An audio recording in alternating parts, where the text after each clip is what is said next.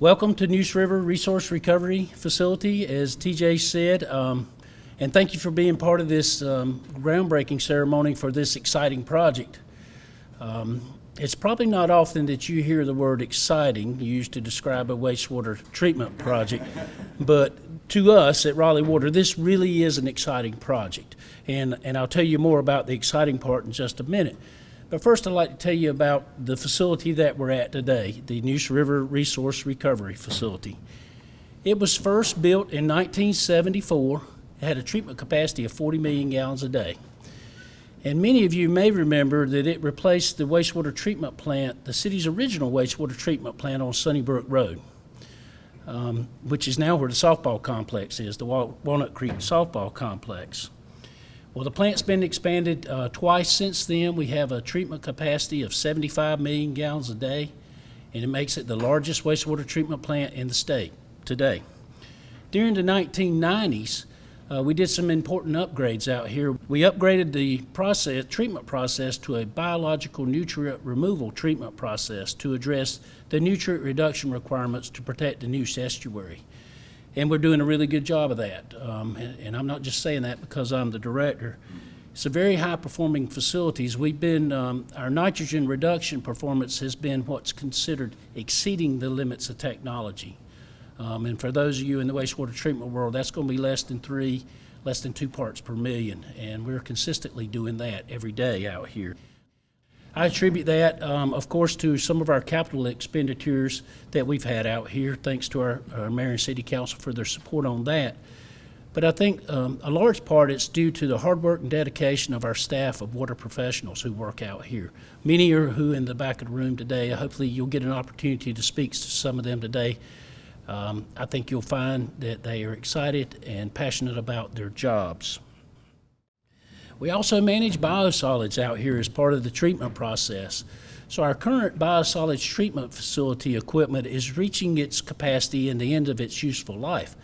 So we're taking the opportunity with the Resource Recovery Project to utilize old technology and new technology to build a more sustainable biosolids management campus. The new technology, thermal hydrolysis, will precondition the biosolids so that the old technology, anaerobic digesters, which have been around for ages, many of you know about, the anaerobic digesters will be able to more efficiently make methane gas, generate more methane gas, and also reducing the biosolids by up to 50%. Now the exciting part, I told you I'd get to the exciting part. The exciting part is that the methane gas will be cleaned to compressed natural gas standards and used to fuel up to 50 GoRaleigh buses like the ones you see in the parking lot out here. That is exciting to us. The project will result in greenhouse gas reductions equivalent to taking 4,000 cars off the road every day when we're at peak production. I'd like to thank our engineering design team, Hazen and Sawyer and Black and Veatch, as well as our CMAR contractor, Crowder Construction Company, a local construction company in Apex, for their work on this project. But I'd especially like to thank Mayor McFarland and the members of our city council for their support, this project would never be possible without their support and the funding that it took to do that. So with that said, Mayor McFarland, thank you. I'd like to turn the mic over to you.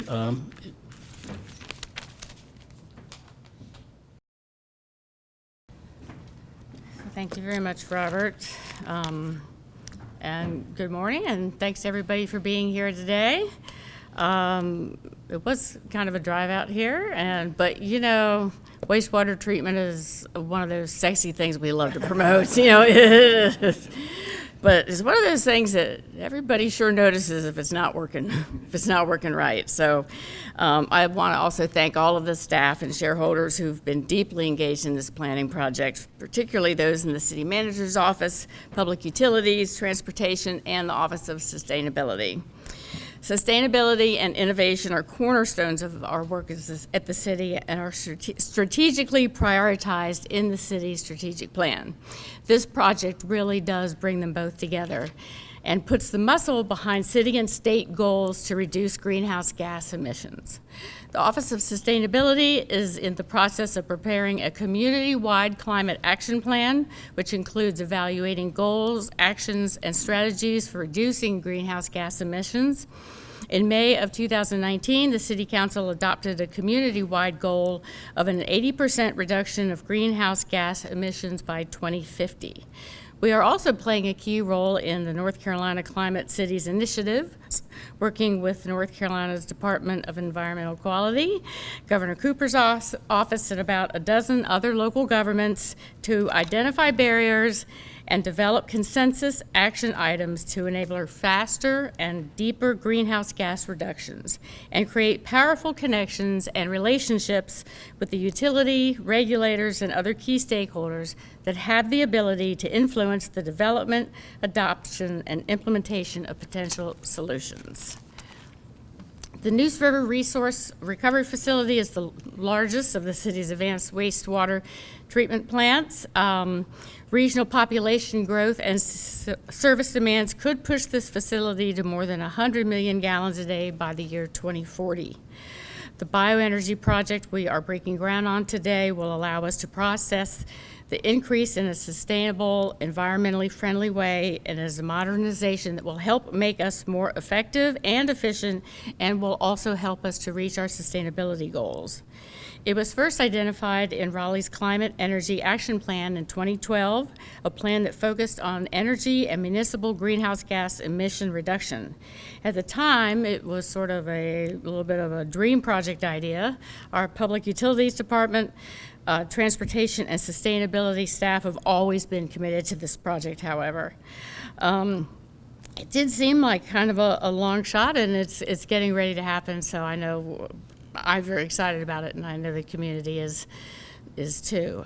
When this project is completed, the energy, as Robert already mentioned, generated by the renewable natural gas is expected to be greater than the energy used to produce it.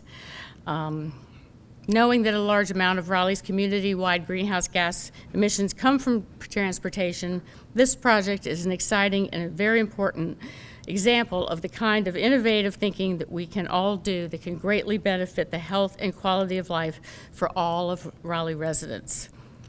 I just want to say one thing real quick. I am on the North Carolina First, which is an NCDOT commission, and our charge for the next 2 years is to try and figure out how we're going to pay for transportation infrastructure in the state, because we're using the gas tax, so you're really not helping.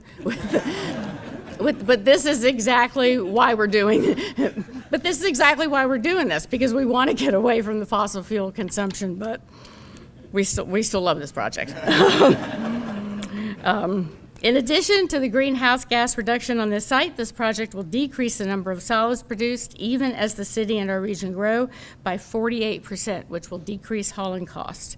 This is truly a win-win for the city, for our residents, and for our environment.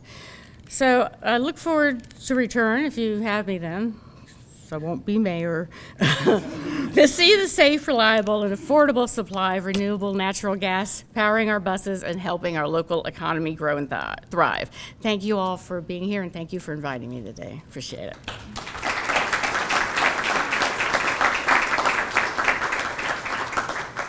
Thank you, Mayor. This project qualified for and is receiving a $25 million zero-interest SRF loan from the state of North Carolina because of its sustainable nature. Secretary Michael Reagan with the Division of Environmental Quality is here today with a fairly large contingent of his staff that we've been working with to make this project successful. So with that said, I'd like to turn the mic over to Secretary Reagan for a few words.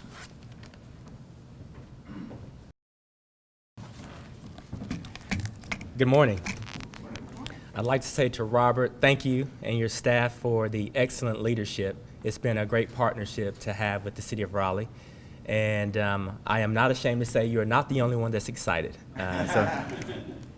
On behalf of Governor Roy Cooper and the state of North Carolina, I want to begin by, again, congratulating the staff here. Wonderful vision, wonderful job. I also want to congratulate Mayor McFarland and the City of Raleigh for the strategic vision that you've continued to have for this community.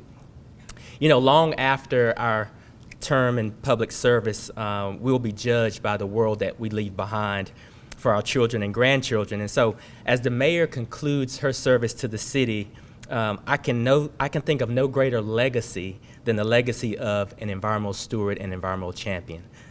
As a resident myself here in Raleigh, I want to personally thank you for that legacy and for the next generation that will enjoy that legacy. At the Department of Environmental Quality, we like to say that environmental protection and economic prosperity are not mutually exclusive, but they go hand in hand. And that has been the story of Raleigh in recent years. From the new solar parking meters that are coming downtown to the recycling and conservation efforts you take such pride in, Raleigh has made a special effort to be a sustainable and environmentally friendly while balancing a very thriving economy. And because of that, the city serves as an excellent example to the rest of the state. The city has even been recognized as a sustainable water utility city by the Association of Metropolitan Water Agencies. This week, marks the 1-year anniversary of Governor Cooper's Executive Order 80. That order was the most ambitious step taken in our state's history to combat climate change and transition North Carolina to a clean energy economy of the future. Through that order, the Department of Environmental Quality has just released a North Carolina Clean Energy Plan, which scales the efforts of local communities like the city of Raleigh, including Raleigh's ambitious goal of an 80% reduction of citywide greenhouse gas emissions by the year 2050. If Raleigh can accomplish that goal, it will change the course of history while helping the state of North Carolina do its part both on a national and global scale. So let me say that the state of North Carolina definitely supports that commitment by the city of Raleigh and its leadership. And we were also very proud to be able to directly support this project. And I want to sort of go back behind Robert and say it's a little bit more money, a $50 million green reserve loan from our Clean Water State Revolving Fund at 0% interest. And I believe the calculations say that over the lifespan of this project, it would save the taxpayers of North Carolina and the residents of Raleigh $25 million. Huge savings. Once completed, this project will modernize the production of bioenergy for the city. The renewable gas that will come from this project will not only make this a net green energy facility, it will also fuel up to 50 buses, as has been mentioned earlier, that transport the people of Raleigh to and from work. That's another way energy efficiency helps our economy while making a difference in our environment. And what impresses me the most is that this was a community effort. Raleigh is one of the fastest growing cities in the country, and the people of Raleigh want to live in a city that's environmentally sustainable and economically prosperous. So they asked their leaders to invest in a project like this, and their leaders have stepped up and met those expectations.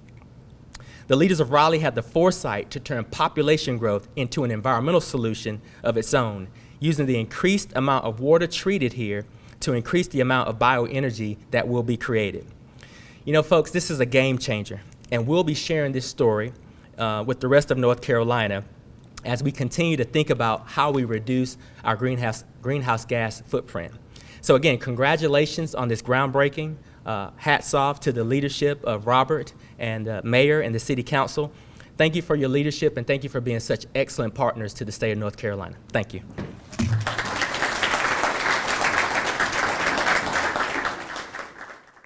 Thank you for the kind words, Secretary Regan, and I'll take that correction any day. I guess as a thinking about the financial impacts, maybe I was thinking about how much we would save and how much our citizens would save, the $25 million, so thank you for that. Next, I'd like to recognize our city manager, Ruffin Hall, who has some words to say about how this project helps the city fulfill its strategic goals. Good morning. I, like many, are very, very excited to be here today. And it's not just because it's about wastewater, but because it's really about creativity and innovation. But one of the other elements I want to mention is flexibility. So before I make my remarks, I would just like to take a moment to say thank you to staff with Raleigh Water and Communications for pivoting to put us inside at the last minute. Let's give all those folks a hand. So you are dry and comfortable because of their hard work at the last minute. So thank you. I just want to mention two things. One is vision, and the second is collaboration.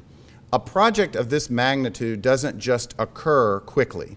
It does take vision, and folks have mentioned that, but I wanted to put a little bit of specificity to what that means. The mayor and council have demonstrated tremendous leadership of setting a vision for our community that allows a project like this to occur.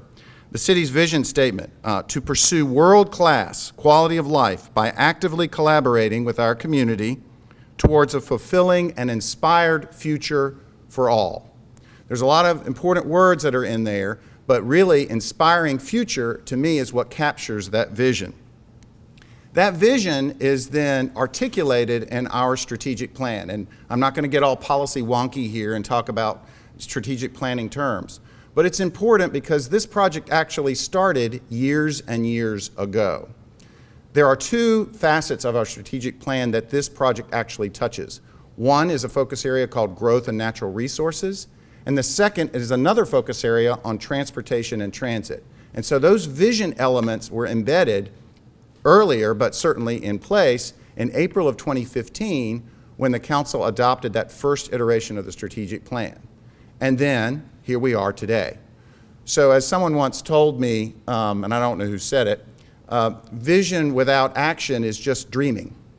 Well, this vision then has to move into action. And so how do you do that? That's the second thing I want to mention, which is collaboration. So collaboration is more than just about talking with people about common interests. It's actually bringing folks together and putting things in place. So across department work teams have spent a lot of time, led by Raleigh Water, but with other folks at the table, particularly our transportation department, as well as the Office of Sustainability, and then with help from others as well. That cross-departmental collaboration doesn't occur without really, really strong leadership. And it overcomes barriers, it solves problems, it generates momentum and energy. You don't get to today without that strong collaboration. We have collaboration with other partners such as the state of North Carolina, thank you Mr. Secretary, as well as Dominion Energy, as well as our private sector groups. I won't name all of them again, but it takes more than just that. But that city leadership working across departments is really what makes a difference. So finally, I would just like to end by giving a specific thank you to the leadership within Raleigh Water, particularly Robert Massengill, and your leadership as director has been the focal point of this and helped make this happen. So I'd just like to give thanks to all the folks who collaborated on this project. Thank you, Robert.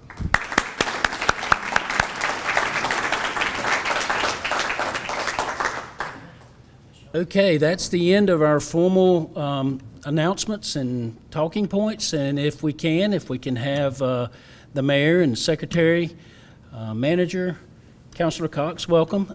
Join us outside, and any of our other elected officials here. Oh, I'm sorry. I missed you, Councilor Stewart. So we want to have our elected officials outside. I think we're gonna have a window of opportunity to move a little bit of dirt and do the official groundbreaking ceremony. So if we can all move outside, I think we're gonna be okay. Ready? All right, on the count of three. Okay. All right? 3, 2, 1, shovel. All right.